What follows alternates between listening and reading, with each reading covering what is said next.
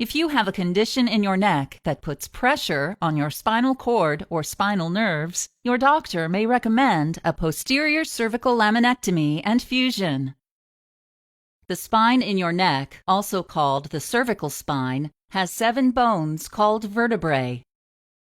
The front part of each vertebra is called the vertebral body, except for the first vertebra. Between most vertebrae is a soft cushion of cartilage called an intervertebral disc. The back part of each vertebra has a curved section called the vertebral arch. Except for the first vertebra, each vertebral arch has a bony projection called the spinous process. On each side of the spinous process is a flat piece of bone called a lamina. The vertebral arch of the vertebra surrounds and protects your spinal cord. A column of nervous tissue connecting your brain to other nerves in your body. Your spinal cord passes through an enclosed space called the vertebral canal, which is formed by the vertebral arches of your vertebrae. Over time, your cervical spine may develop problems, such as a shrinking disc,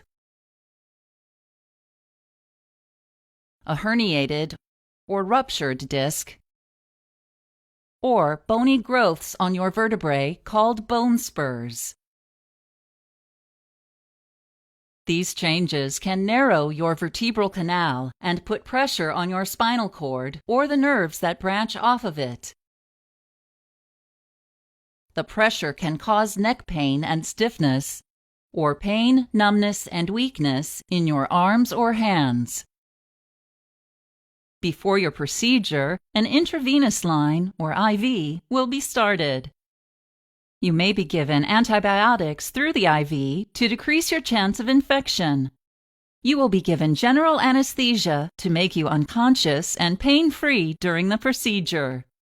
A breathing tube will be inserted through your mouth and down your throat to help you breathe during the operation.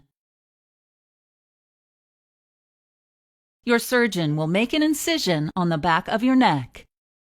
The laminae of the affected vertebrae will be exposed. The spinous processes and laminae will be removed from the affected vertebrae to relieve the pressure on your spinal cord and nerves. Next, your surgeon will remove the outer layer of bone. Metal rods or plates will be attached to your vertebrae with screws. Your surgeon may use some bone tissue, called a bone graft, usually taken from your hip bone. This bone graft material is placed along your vertebrae. These steps are done so your vertebrae can grow together or fuse. Your surgeon will close your skin incision with sutures, surgical skin glue, or staples. Your neck may be placed in a collar to keep it still while your vertebrae fuse. After your procedure, your breathing tube will be removed, and you will be taken to the recovery area for monitoring. You'll be given pain medication as needed.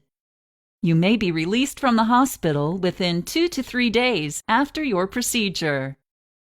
You will wear your neck collar for several weeks while your vertebrae fuse together.